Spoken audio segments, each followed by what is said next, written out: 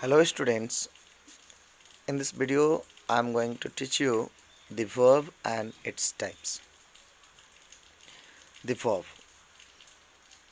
A word, a verb is a word that describes an action, an event or a state of being.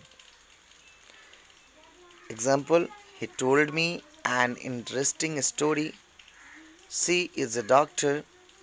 This boy seems tired. In this example, told is seems ये जो word है tired, ये जो word है ये आपके verb के example हैं. डेफिनेशन में बताया गया है कि एक वर्ब होता है, एक शब्द होता है जो डिस्क्राइब करता है किसी एक्शन को, किसी इवेंट को और किसी स्टेट ऑफ बीइंग को. A verb can be one word और more than one word. It comes after this subject. यानी कि एक वर्ब जो होता है वो एक वर्ड का भी हो सकता है, एक वर्ड से अधिक का भी हो सकता है और सब्जेक्ट के बाद आता है. Example, he writes a letter. इस सेंटेंस में राइट्स जो है वर्ब है. सेकंड में he is writing a letter. इसमें इज़ और राइटिंग दोनों वर्ब है. अब हम बात करते हैं the verb and its types की. Kinds of verb.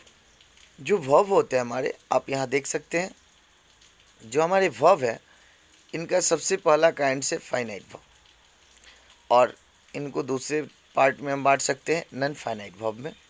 Finite verb आपका बनता है 3 पार्ट में डिवाइड होता है. पहला होता है प्रिंसिपल वर्ब, दूसरा होता है लिंकिंग वर्ब, तीसरा होता है एक्सुलियरी वर्ब.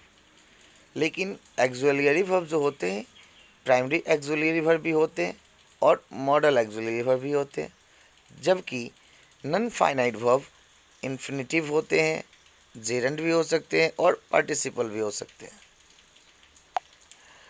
चलिए हम आगे की तरफ बढ़ते हैं. कुछ और भी बेस होते हैं, उनके अकॉर्डिंग इनके काइंड्स वर्ब के हो सकते हैं.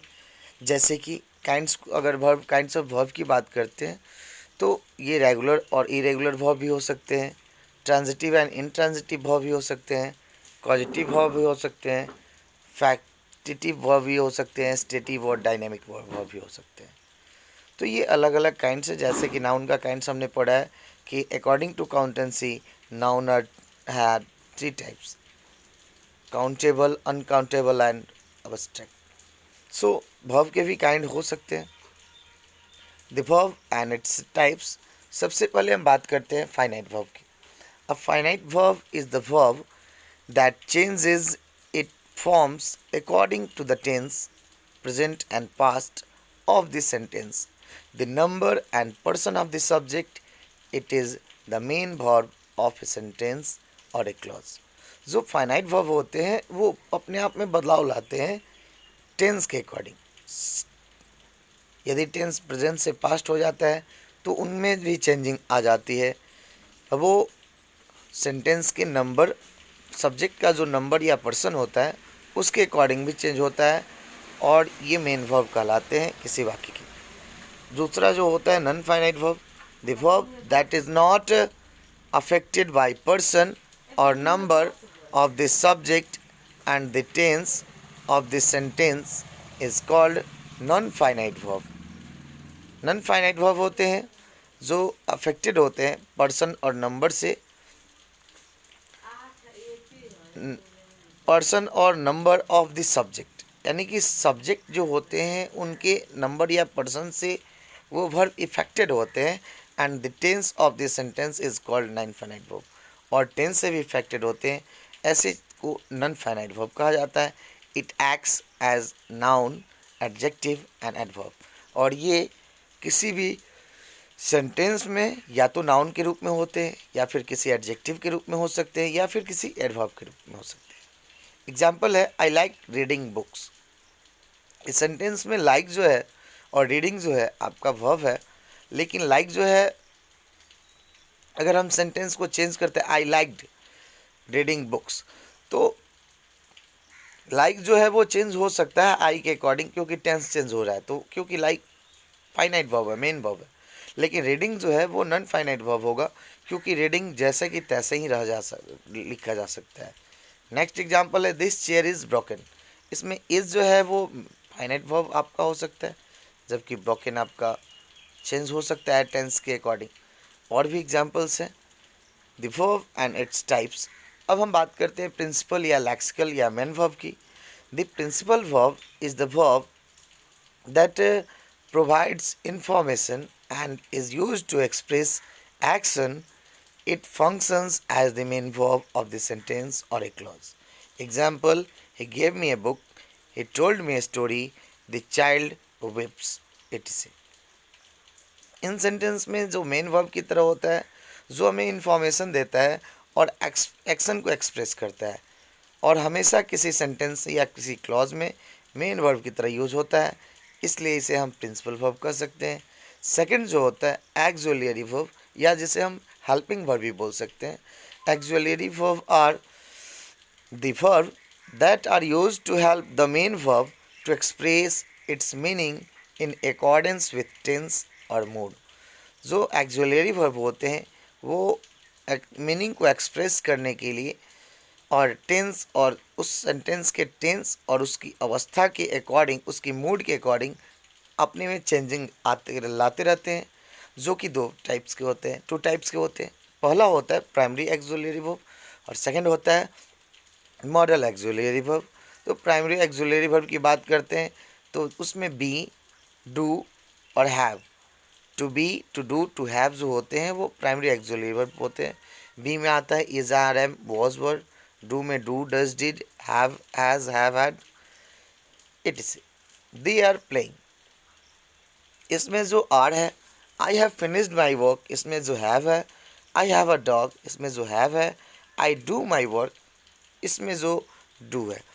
ये हैव और डू जो दो है ये आपके मेन वर्ब हैं, जबकि यहाँ पे आर और हैव जो है वो भी इस सेंटेंस में क्या है, तो इनके बाद एक वर्ब यूज़ किया गया है, तो ये कभी हेल्पिंग वर्ब के रूप में भी हो सकते हैं। और मेन वर्ब की क्या करते हैं, तो ये मदद करते हैं। नेक्स्ट होता है एक्सुअलियरी वर्ब, हेल्पिंग वर्ब। इसमें सेकंड जो होता है modal auxiliary verb. Modal verb is verb that is used with the main verb to indicate moods or tense. जो मॉडल एक्सुअलियरी वर्ब होता है वो मेन वर्ब को इंडिकेट करने के लिए, उसकी अवस्था को दर्शाने के लिए किया जाता है, जो कि होते हैं can, could, may, might, will, would, shall, should, must, ought to, need, use to. इसमें ऑट और यूज्ड के साथ प्रीपोजिशन का यूज, टू प्रीपोजिशन का यूज़ किया जाता है। अब हम बात करते हैं एग्जाम्पल की, तो देख सकते हैं नीचे एग्जाम्पल दिया हुआ है, you can jump, it may rain today. इन सेंटेंस में कैन और मे जो है as a modal actually verb use किया गया है। अब हम बात करेंगे नॉन फाइनाइट वर्ब की। नॉन फाइनाइट वर्ब में सबसे पहले आते हैं infinitive. An infinitive is a verb form that acts as a noun, an adjective or an adverb in a sentence. It is formed with to plus base form of the verb. Example: to play, to eat, to write, to buy, etc. I like to swim. इस sentence में to swim जो है non finite verb है। Second, to walk is useful, इसमें जो to walk जो है infinitive हो सकता है। नॉन फाइनाइट के दूसरे काइंड्स होते हैं gerund. A gerund is the word that is informed with a verb by adding ing and act as a noun. जब हम किसी वर्ब में ing जोड़ते हैं लेकिन उसका यूज़ जो होता है एक नाउन की तरह सेंटेंस में हो, जैसे आई लाइक स्विमिंग, मैं तैरना जानता हूँ, तो इस वाक्य में स्विमिंग जो है वो नॉन फाइनाइट वर्ब की तरह है। Walking is a good exercise, इस सेंटेंस में वॉकिंग जो है एज ए नाउन आया है सब्जेक्ट के रूप में। आई लाइक स्विमिंग, मैं स्विमिंग पसंद करता हूँ, इसमें स्विमिंग जो है वो भी एज ए नाउन यूज़ किया गया है। आई लाइक टू स्विम, इसमें भी टू स्विम जो है एज अ नाउन यूज़ किया गया है, इसलिए उसे जेरंड बोल सकते हैं, नॉन फाइनाइट बोल सकते हैं। नेक्स्ट जो होते हैं वो होते हैं पार्टिसिपल।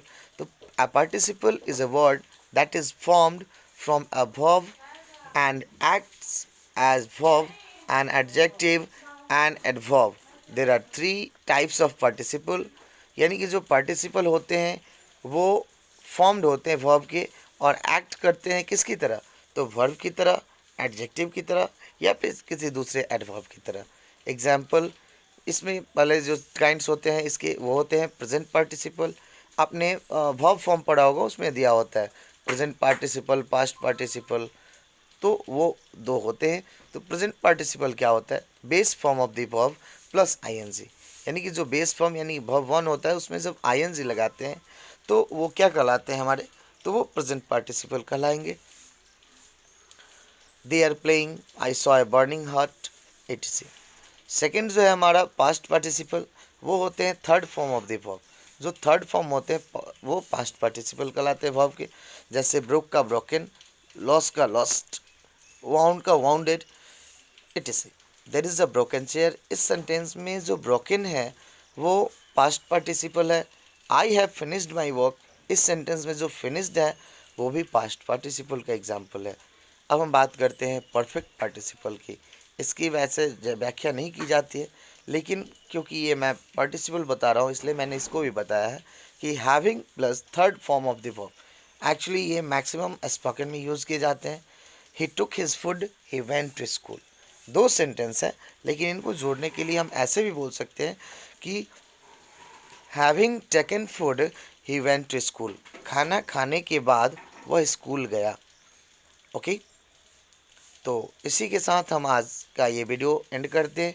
फिर मिलते हैं हम नेक्स्ट वीडियो में, तब तक के लिए थैंक यू, दैट्स ऑल।